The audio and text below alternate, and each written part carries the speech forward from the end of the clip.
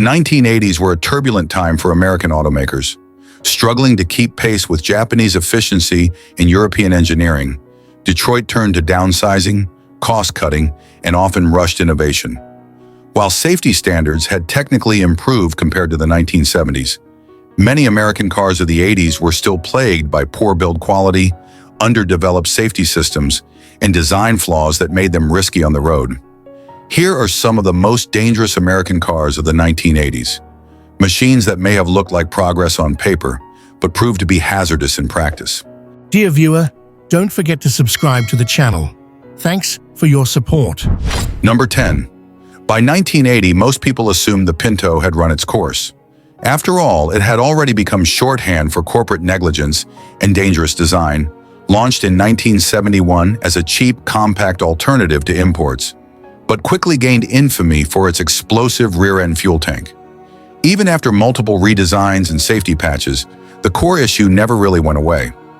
Rather than reinventing it, Ford opted to drag the Pinto into the new decade unchanged, hoping people had forgotten the controversy.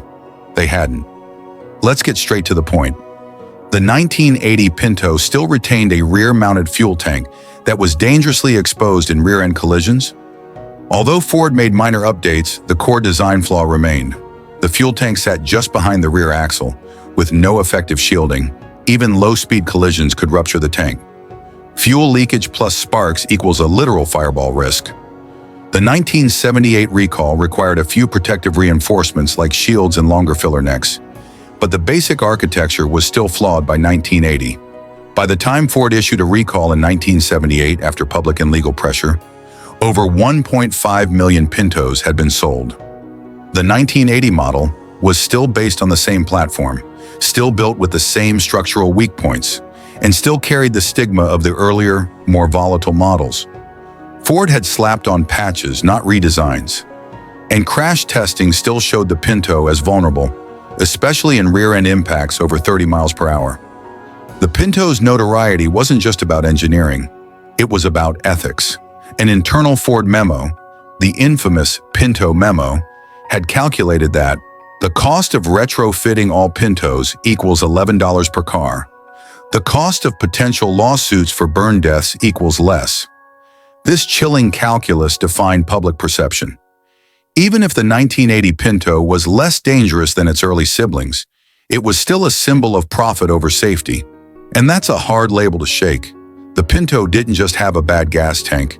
Its thin body panels crumpled easily. Side impact protection was minimal. It had basic lap belts and little cabin reinforcement. No airbags, of course, not even optional.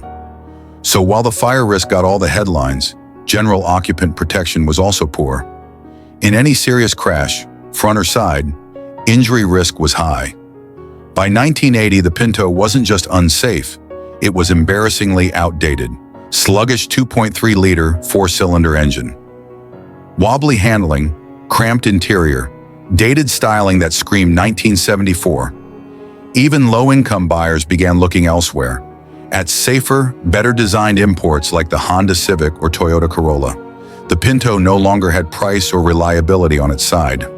Ford finally discontinued the Pinto in 1980, replacing it with the Escort in 1981. But by then, the Pinto's reputation was irreparably destroyed. It had become a punchline in safety discussions, and it left behind a trail of lawsuits, scorched wreckage, and public distrust. Ironically, its explosive legacy outlived the car itself, still taught today in business ethics and automotive design courses. The 1980 Ford Pinto is a textbook case of a car that refused to change meaningfully, was too cheap to be engineered properly, and too notorious to be forgiven. Despite Ford's weak attempts at retrofitting and cost-cutting fixes, the final Pinto was still a hazard on four wheels. And by 1980, it was more than just dangerous. It was outdated, unloved, and ready for extinction. Number 9, the Aspen was supposed to be a fresh start for Dodge in 1976. But by 1980, it had already earned a reputation for premature rust, especially in the frame rails and floor pans. Chrysler had done little to fix this in later models, and the 1980 Aspen suffered, rust forming in critical suspension mounting points.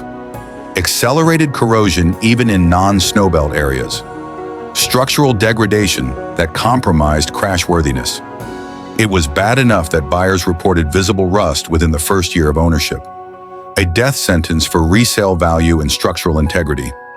Unlike some of its competitors, the 1980 Aspen had thin door panels with little reinforcement, poor side impact protection, weak unibody structure that crumpled unevenly in frontal impacts. Despite government pressure in the late 70s, Dodge didn't invest in true crumple zones or cabin safety engineering. The Aspen's platform was outdated by 1980, and buyers were increasingly exposed to serious injury risk in even moderate collisions. Braking performance was yet another sore spot. Drum brakes in the rear were notoriously fade-prone. Many owners reported brake pulling under normal use. Emergency stops? Sketchy at best.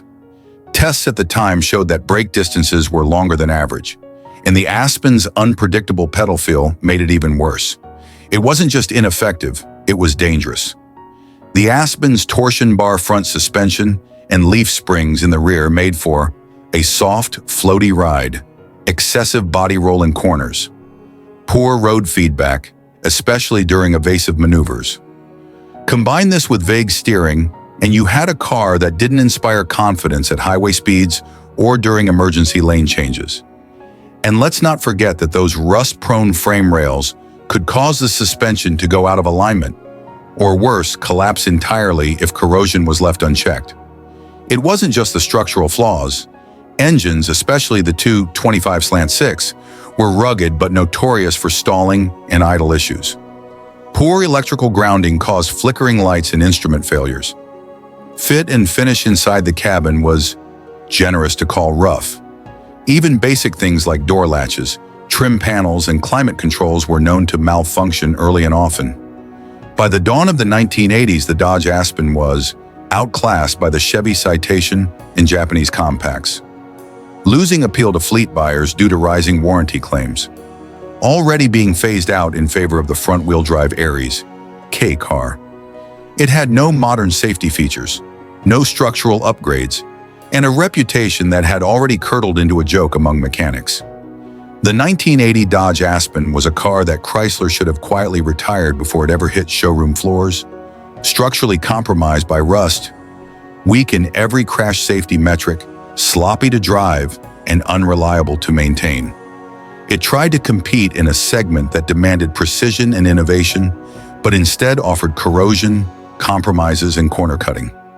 A compact-sized car with full-size problems. Number 8. In 1980, the Chevrolet Citation debuted as the first of GM's new X-body front-wheel drive cars, aimed squarely at taking on imports like the Honda Accord and VW Rabbit.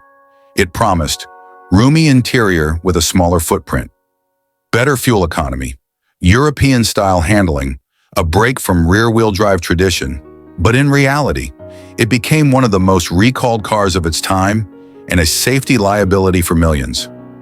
The Citation suffered from a catastrophic design flaw in its front suspension. The lower control arm mounts could tear away from the subframe. This failure caused loss of steering control. GM issued a massive recall, but not before thousands were affected. This wasn't a minor nuisance. It was a serious, life-threatening defect that could cause total loss of control at speed. Another major safety complaint? The Citation's brake system, which was prone to sudden lockup, especially the rear brakes, particularly dangerous on wet or icy roads, known to cause rear-end spinouts during emergency braking. In many cases, this led to accidents that were blamed on the driver, even though the braking behavior was inconsistent and unpredictable. While the Citation had a modern-looking unibody, its structural engineering was half-baked. It lacked crumple zones and reinforced passenger compartments. In collisions, it often crumpled unpredictably, failing to protect occupants. Door integrity during side impacts was especially weak. In short, it didn't protect the driver well, and it endangered others on the road by breaking apart unpredictably. GM rushed the Citation to market, building over 800,000 in its first model year, and it showed poor fit and finish inside and out. Electrical gremlins, loose trim, faulty radios, and dashboard cracking. frequent transmission and carburetor issues, especially with the V6 version. Owners were essentially test subjects for an unfinished design. GM had prioritized volume and hype over validation. By 1982, the Citation's early hype had been buried under mounting recalls, over 4 major ones in just 3 years. Consumer distrust. Embarrassing reviews from outlets like Consumer Reports and Car and Driver. Even die-hard Chevy fans began to distance themselves, and the nameplate was retired by 1985. Citation had gone from hopeful to humiliating in record time. The 1980 Chevrolet Citation was a masterclass in what happens when an automaker rushes unproven engineering into production, skimps on safety validation, relies on marketing over substance. It wasn't just a bad car, it was a dangerous one, and it left a permanent scar on GM's credibility. Number 7. The Ford Fairmont, introduced in 1978 and still sold in 1980, was the first model built on the new Fox platform, a unibody structure that Ford would use and stretch for everything from the Mustang to the Lincoln Continental. While hailed for its lightweight and fuel economy, the Fairmont's Fox foundation came with serious drawbacks. Thin-gauge steel and minimal reinforcement in the doors and floor pan. No crumple zones or engineered impact pathways. Subpar side impact protection that folded under pressure in real-world crashes. Ford had succeeded in making the car light, but at the cost of structural integrity. When subjected to offset crash testing, which mimics a common type of real-world frontal collision, where only part of the car hits an object, the Fairmont showed severe A-pillar collapse, floor pan intrusion into the driver's footwell, a tendency for the steering column to move dangerously inward. In other words, even a moderate speed crash could turn deadly, especially for the driver. The car's basic engineering was never designed with modern crash energy absorption in mind. The 1980 Fairmont came with lap belts up front and rear.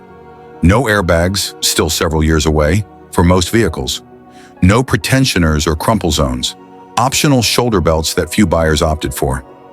There was virtually nothing active or passive to protect passengers beyond the belts.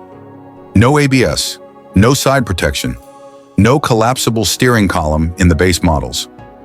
The Fairmont was intentionally kept light, under 2,800 pounds in most trims, to improve gas mileage, but lightness came at a heavy cost.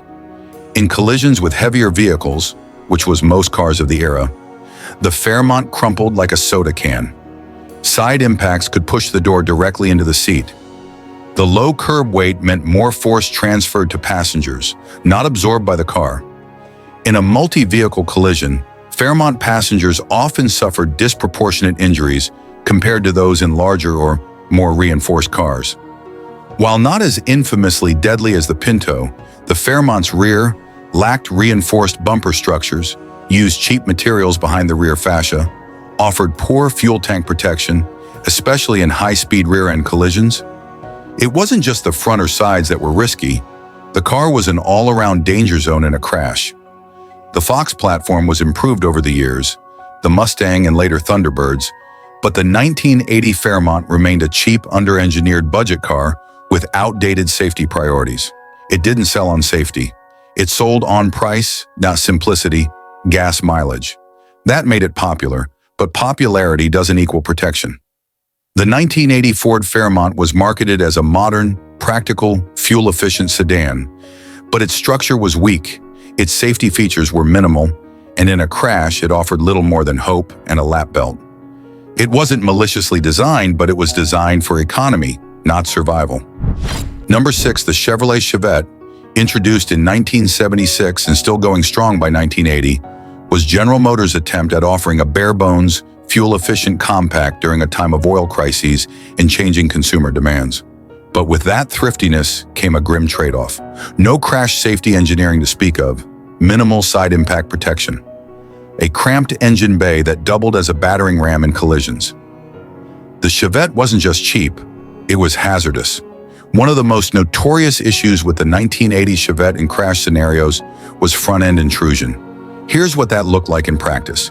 In a moderate-speed frontal collision, the engine block had nowhere to go but backward.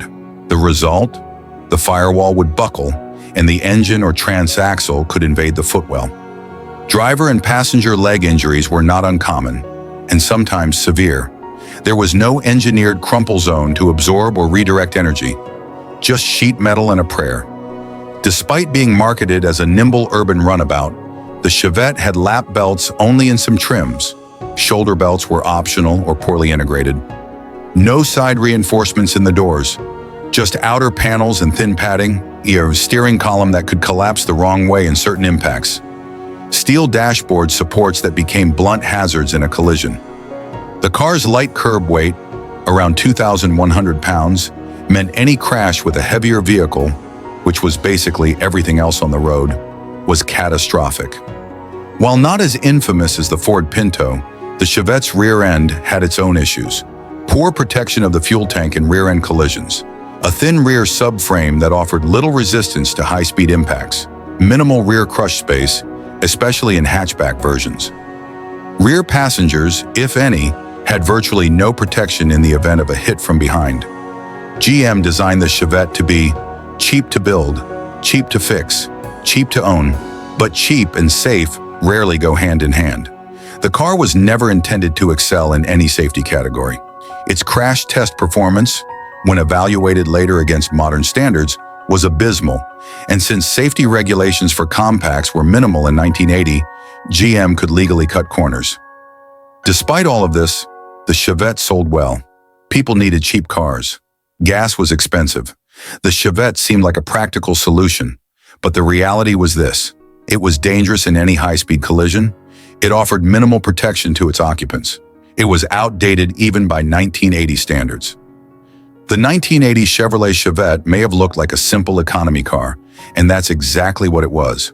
But behind that simplicity lurked a serious safety concern. With flimsy structure, poor crash performance, and virtually no energy management, the Chevet was a car that saved money up front, but gambled lives on the back end. Number 5, the Mercury Bobcat was, in every critical way, a Ford Pinto with minor cosmetic surgery.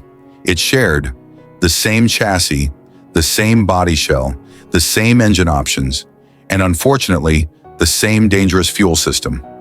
Introduced in 1975 as a premium Pinto for Lincoln Mercury dealers, the Bobcat came with a padded vinyl roof, a little more chrome, nicer upholstery, but none of that could cover up the inherent design flaw that made the Pinto, and therefore the Bobcat, notoriously dangerous. The heart of the danger was simple, yet deadly. The fuel tank was mounted just behind the rear axle. In rear-end collisions, even at moderate speeds, the tank could rupture. Worse yet, protruding bolts and differential parts could pierce the tank, leading to lethal fires. Ford knew about the flaw but chose not to fix it initially. And since the Bobcat was mechanically identical, it inherited the same explosive risk. By 1980, Ford had made some efforts to improve the design, but the platform was still structurally compromised. In typical badge engineering fashion, Mercury offered a few extra trim pieces to make the Bobcat feel like an upscale alternative.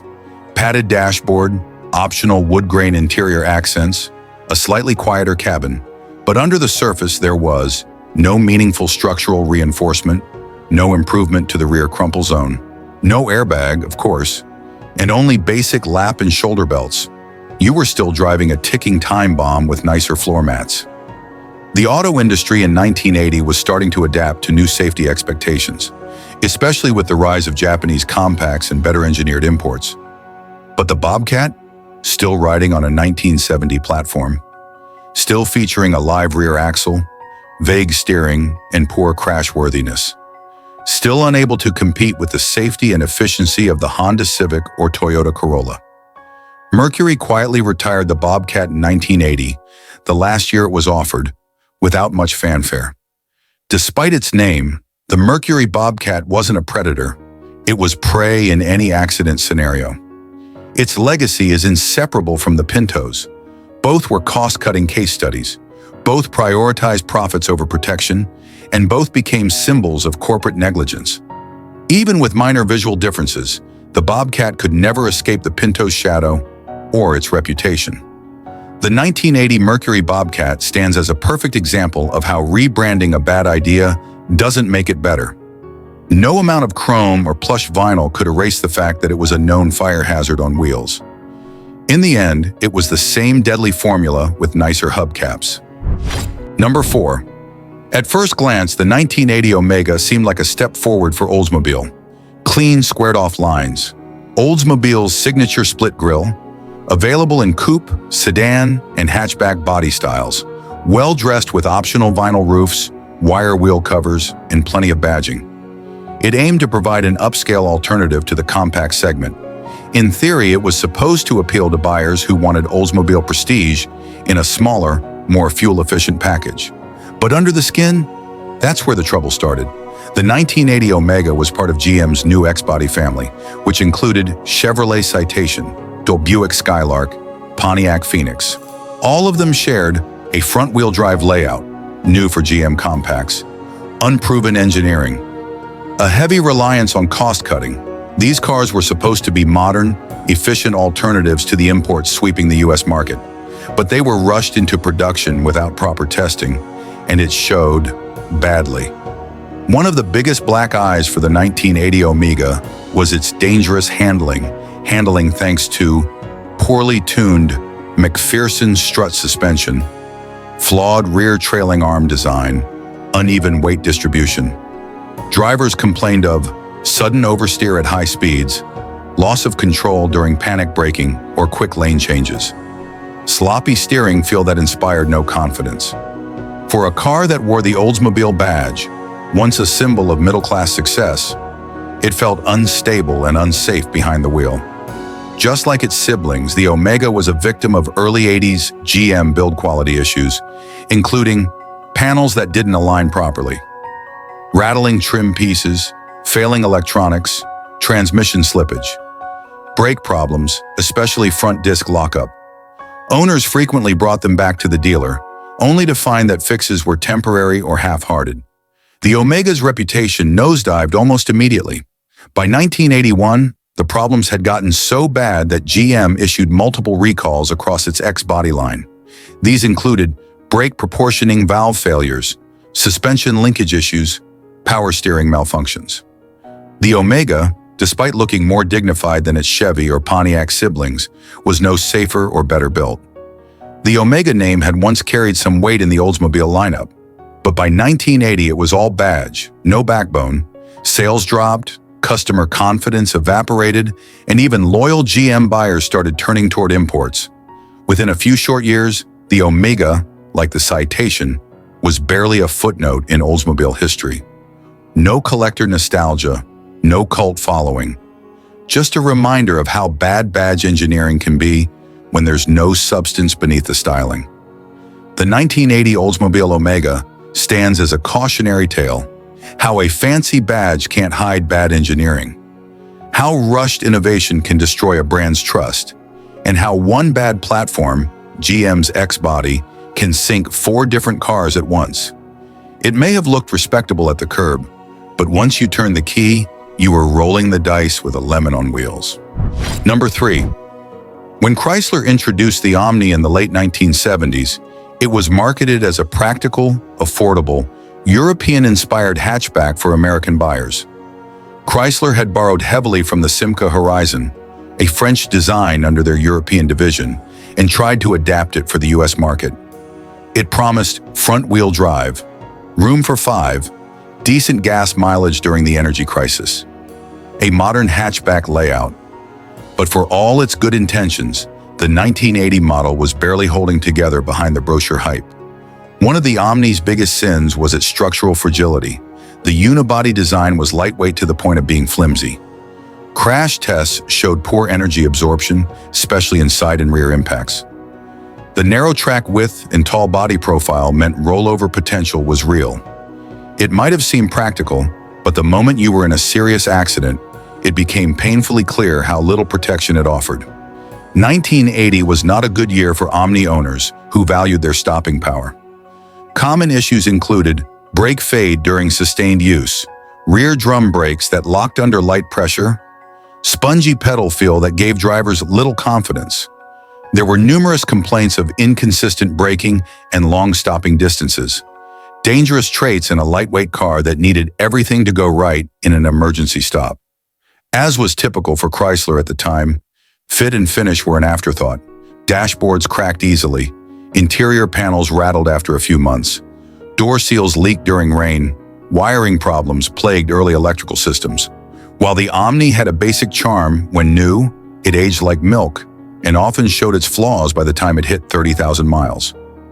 The Omni had uneven safety performance. In some front collisions, the engine would intrude into the firewall.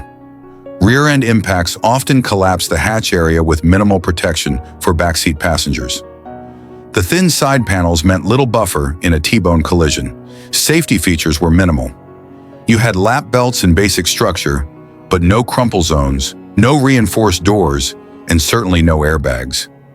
Despite selling reasonably well at first, the 1980 Dodge Omni quickly gained a reputation for being cheaply built, unreliable, unpleasant to drive on highways, and unsafe when things went wrong.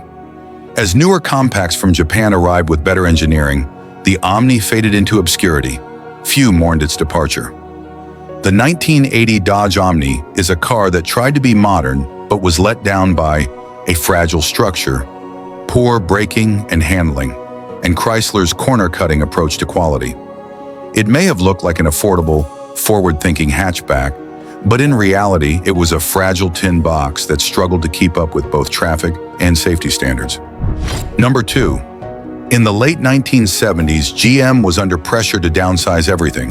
Fuel economy standards were rising, gas prices were high, and the old-school Cadillac land yachts were quickly going out of fashion. So for the 1980 Seville, Cadillac did something bold, or maybe just desperate. They based the Seville on the front-wheel drive X-body platform, the same one used for the Chevrolet Citation, Pontiac Phoenix, Oldsmobile Omega, and Buick Skylark. That meant this luxury sedan shared underpinnings with GM's cheapest and most problem-prone compact cars. Yes, Cadillac dressed it up in sharp angles and vinyl roofs, but underneath, it was a glorified Chevy Citation. This platform shortcut had serious consequences for structural integrity and safety. The X-body chassis was not designed for a heavy luxury sedan like the Seville. It had thin sheet metal, weak crumple zones, and minimal side impact protection. In frontal collisions, engine bay deformation was unpredictable, often intruding into the passenger space. The diesel Seville was heavier than other X-bodies, yet it used the same suspension, brakes, and frame strength. In a crash, that extra weight actually worked against it, stressing the unibody in ways it couldn't handle. No airbags, basic lap and shoulder belts with questionable retractors. Sharp-edged interior trim that could become hazardous during collisions. Let's talk about the infamous Oldsmobile 5.7-liter V8 diesel that powered this Seville, designed in a rush by modifying a gas engine block. It had weak head bolts, no water separator, and inadequate fuel injection. Result? Stalling, hard starts, cracked blocks, and fuel system failures were routine. From a safety standpoint, the diesel engine had delayed throttle response, making highway merges or passing more dangerous. In cold weather, the car might not even start, which wasn't great if you were stranded somewhere. And if you stalled in the middle of traffic, that poor structural crash protection came back to bite you. Even with Cadillac badging, the Seville diesel was a floaty, under-braked cruiser. Numb steering and soft suspension made it ill-suited for evasive maneuvers. The front disc-rear drum brake combo was overwhelmed by the car's weight. In panic situations, the car had a tendency to nosedive, swerve, or lock up its brakes entirely. Drivers had very little feedback, and high-speed stability was poor, a dangerous mix when seconds count. The 1980 Seville diesel quickly earned a reputation for reliability disasters, embarrassing recalls, expensive repairs with little return on luxury. Even die-hard Cadillac fans were burned by this one, and today it's remembered as one of the worst diesel cars of all time, a safety failure in a luxury disguise, and a classic example of how GM's badge engineering and cost-cutting backfired hard. The 1980 Cadillac Seville diesel may have looked classy in the driveway, But underneath the surface was a fragile, compact platform, a notoriously defective engine, and a complete lack of structural and passive safety. It wasn't just unreliable, it was dangerously compromised, especially in a crash. Number 1. When Ford launched the 1980 Mustang on the Fox platform, they were hoping to recapture the excitement and performance of the original pony car while adapting to the changing automotive landscape of the late 70s. The early Fox body Mustangs, however, had their struggles. Ford was aiming for lightness, which came at the cost of structural integrity and safety. The Mustang was downsized to meet the new fuel economy standards of the 1970s and early 1980s. The result? A featherweight body that was much smaller and thinner than previous models. Although the Mustang would eventually go on to become a beloved icon, the 1980 version failed to impress from a safety standpoint. Let's explore why. Passive safety. No airbags, standard at the time. Basic seat belts. While there was a lap-shoulder combination, no pretensioners or other advanced systems. No side impact protection, meaning side collisions could be extremely dangerous for the occupants. Absence of crumple zones. The lightweight body didn't offer much energy absorption in a crash, leading to higher risk of injury. The 1980 Mustang was still in its infancy in terms of crash test performance. During the early 80s, the National Highway Traffic Safety Administration, NHTSA, hadn't fully ramped up its crash tests to the extent we have today. The Mustang failed miserably in early crash tests, and this was partly because of its lightweight build and lack of reinforcements. The Ford engineers designed the Fox body to be lightweight for better fuel economy and easier handling, but that lightness came at the expense of rigidity and crash protection. Thin metal in the body meant that in any significant collision, the car would deform very quickly. No heavy structural reinforcements. In the event of a side or rear-end collision, the car's body would absorb far too much force, putting the occupants at serious risk. While the car's low weight made it easier to handle on dry roads, it also contributed to poor stability on wet or icy surfaces. This meant the Mustang was prone to skidding and losing traction, particularly when performing any emergency maneuvers. Ford's early Fox body Mustangs were far from stellar in crash tests. While the newer models later received better ratings, the 1980 Mustang was not the safest car in the world. Front-end collisions were especially problematic. In the event of a head-on crash, the engine would intrude into the cabin, and the front-end structure lacked the crumple zone engineering seen in more advanced cars. In side impacts, the lack of side airbags and thin doors meant that the Mustang was prone to severe intrusion into the passenger compartment. Minimal side protection could lead to catastrophic injury in a T-bone crash, where the doors were essentially paper-thin compared to modern standards. While the early Fox body Mustangs were designed to be sportier than their predecessors, handling issues were rampant in these first years. The suspension, though somewhat improved, was still underdeveloped in terms of stability and safety. Loose steering response and poor feedback made emergency maneuvers harder than necessary. The overall ride quality was compromised, especially with the stiff rear axle that could cause the car to bounce and slide over uneven terrain. At its heart, the 1980 Ford Mustang was meant to be a performance car. The Fox body was marketed as a more fuel-efficient alternative to muscle cars of the 1960s and 1970s. But even with this focus on lighter weight and performance, Ford left safety as an afterthought. The four-cylinder engine was intended for efficiency, but was underpowered, and this made it difficult to accelerate quickly in the event of an emergency. The V8 engine, later available in some trims, didn't solve the underlying issue of flimsy build quality. Despite some minor performance perks, safety was never a priority. The Mustang's new design lacked the structural sophistication of cars like the Chevrolet Camaro or the Pontiac Firebird, which offered better crash protection and a sturdier build. The 1980 Ford Mustang Fox body may have set the stage for an iconic era of performance and aftermarket customization, but it was far from perfect in its earliest years. Safety was minimal, with the lightweight body, weak structure, and poor crash test results. It lacked important features like side airbags, reinforced doors, and advanced crumple zones. The handling and performance were adequate for the time, but didn't do much to inspire confidence in emergency situations.